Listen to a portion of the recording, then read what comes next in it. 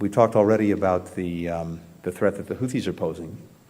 That's a threat not to us, just to us or to Israel. It's a threat to the entire international community. If this continues, there are going to be consequences.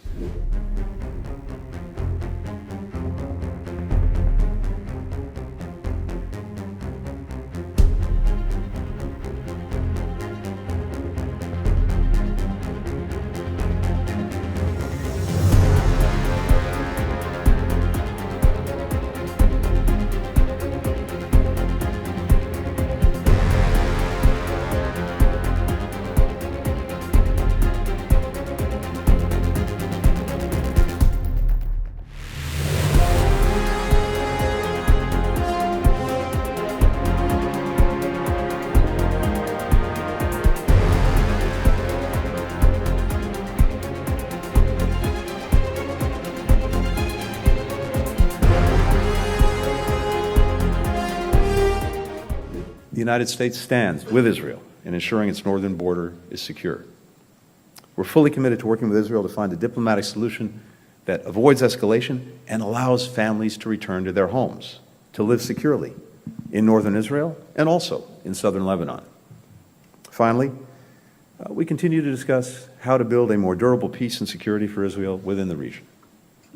As I told the Prime Minister, every partner that I met on this trip said that they're ready to support a lasting solution that ends the long-running cycle of violence and ensures Israel's security. But they underscored that this can only come through a regional approach that includes a pathway to a Palestinian state. These goals are attainable, but only if they're pursued together. This crisis has clarified you can't have one without the other, and you can't achieve either goal without an integrated regional approach. To make this possible, Israel must be a partner to Palestinian leaders who are willing to lead their people in living side by side in peace with Israel as neighbors. And Israel must stop taking steps that undercut Palestinians' ability to govern themselves effectively. Extremist settler violence carried out with impunity, settlement expansion, demolitions, evictions, all make it harder, not easier, for Israel to achieve lasting peace and security. The Palestinian Authority also has a responsibility to reform itself, to improve its governance, issues I plan to raise with President Abbas, among others, when we meet tomorrow. If Israel wants its Arab neighbors to make the tough decisions necessary to help ensure its lasting security, Israeli leaders will have to make hard decisions themselves. We've heard some voices among Israeli political leaders talking about the threat of Iran in the region, and of course its proxies, Hezbollah and the Houthis, have been active in and around this conflict.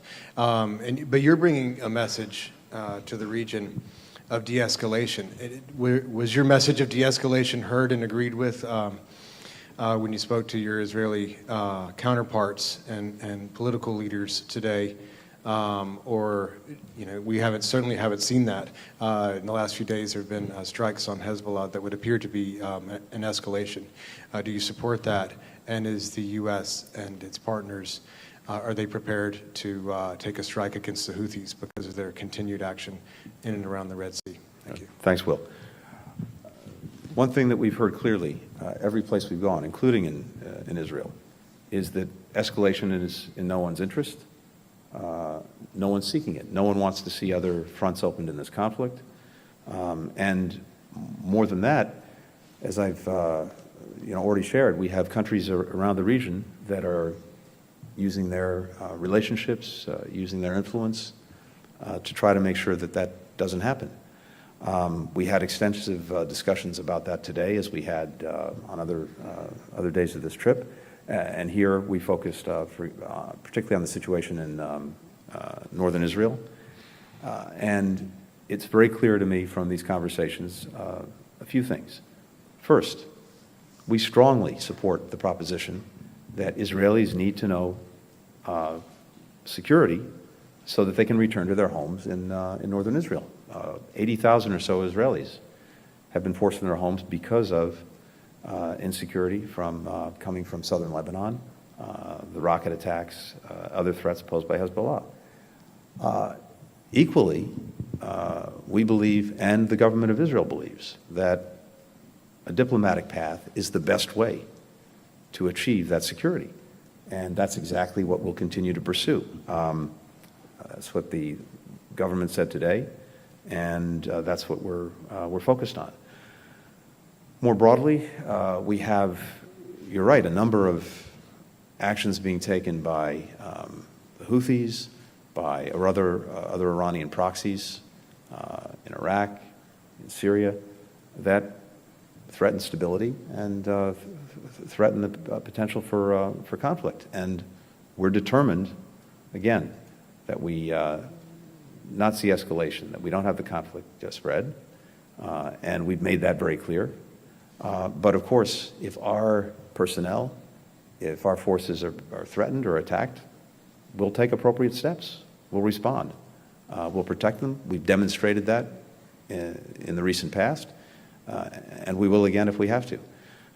We talked already about the threat that the Houthis are posing.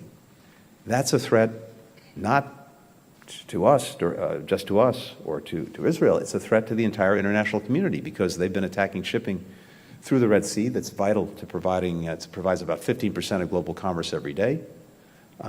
These attacks have had very, very negative effects for countries around the world in terms of forcing ships to route around the Red Sea, take longer routes, more expensive, more time, insurance rates goes up, prices for food, for medicine, for energy, for whatever's being shipped are going up.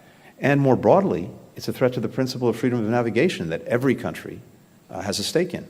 That's why more than 40 countries joined us in condemning the Houthi actions. That's why other countries have joined us in making clear that if this continues, there are going to be consequences.